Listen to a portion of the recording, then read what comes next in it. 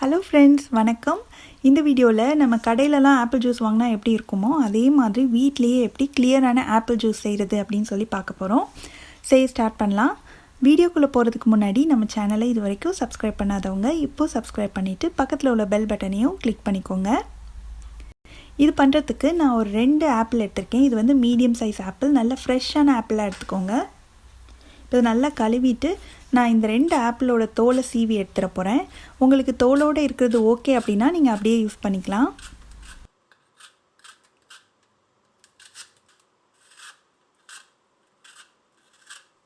இப்போ 2 ஆப்பிளுக்கும் தோலெல்லாம் எடுத்தாச்சு. இப்போது இதை வந்து சின்ன சின்ன துண்டுகளாக வெட்டிக்கலாம்.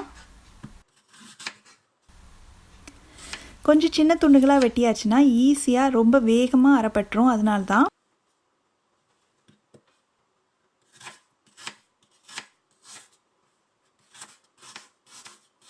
வெட்டும்போது நடுவில் அந்த விதை பகுதியெலாம் இருக்கும் இல்லையா, அதெல்லாம் எடுத்துட்டு மீதி உள்ளது எல்லாத்தையும் இந்த மாதிரி ஒரே சைஸ் துண்டுகளாக வெட்டியாச்சு. இப்போது இதை வந்து ஒரு பிளெண்டர் ஜார் இல்லாட்டி ஒரு மிக்சி ஜாரில் மாற்றிக்கலாம். இது கூட ஸ்வீட்னஸ்க்காக நான் 1 டேபிள் ஸ்பூன் அளவுக்கு ஹனி சேர்க்குறேன். தேனும் ஆப்பிளுக்கும் இந்த காம்பினேஷன் வந்து ரொம்ப நல்லாயிருக்கும். தேன் இல்லை அப்படின்னா மட்டும் நீங்கள் சுகரோ இல்லை நாட்டு சர்க்கரையோ சேர்த்துக்கலாம். நம்ம சேர்க்குற தேன், சுகர் இதோட அளவு வந்து ஆப்பிளோட இனிப்பு சுவைக்கு தகுந்த மாதிரி கொஞ்சம் அதிகமாகவோ கம்மியாகவோ தேவைப்படும். அது வந்து நீங்கள் ஆப்பிளை டேஸ்ட் பண்ணி பார்த்துட்டு அதுக்கு தகுந்த மாதிரி அட்ஜஸ்ட் பண்ணி சேர்த்துக்கோங்க. இப்போது இது கூட ஒரு 1/4 கப் மட்டும் தண்ணி சேர்த்து நல்லா ஸ்மூத்தாக அரைச்சிக்கணும். நம்ம ஏற்கனவே ஆப்பிளை நல்லா பொடியாக வெட்டியிருக்கிறதுனால ஈஸியாக வேகமாகவே அரைப்பட்டுரும்.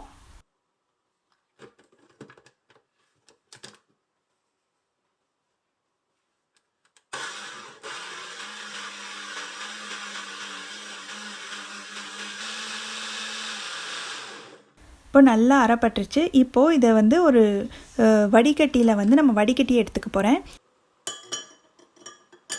ஏன்னா நம்மளுக்கு கிளியர் ஜூஸ் வேணும் அப்படின்றதுனால நான் வடிகட்டுறேன்.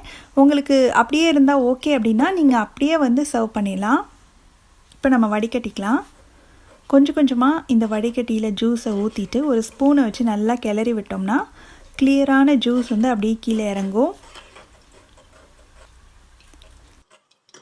நல்லா கிளறி விட விட நம்மளுக்கு ஜூஸ் மொத்தமும் கிடச்சிரும். நல்லா அழுத்தி அழுத்தி விட்டோம்னா இதில் இருக்கிற கொஞ்சம் ஜூஸுமே நல்லா கம்ப்ளீட்டாக நம்மளுக்கு கிடச்சிரும். அவ்வளோதான், கம்ப்ளீட்டாக ஜூஸ் மொத்தமும் எடுத்தாச்சு. பாருங்கள், ரொம்ப கிளியரான ஜூஸ் கிடச்சிருக்கு. இதை வந்து நம்ம கிளாஸ்க்கு மாற்றிக்கலாம்.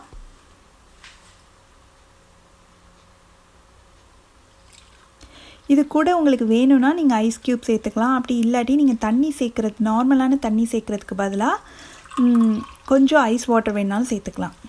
அவ்வளோதான், ரொம்ப ஈஸியான ரொம்ப சுவையான ஆப்பிள் கிளியர் ஜூஸ் ரெடி ஆயிடுச்சு.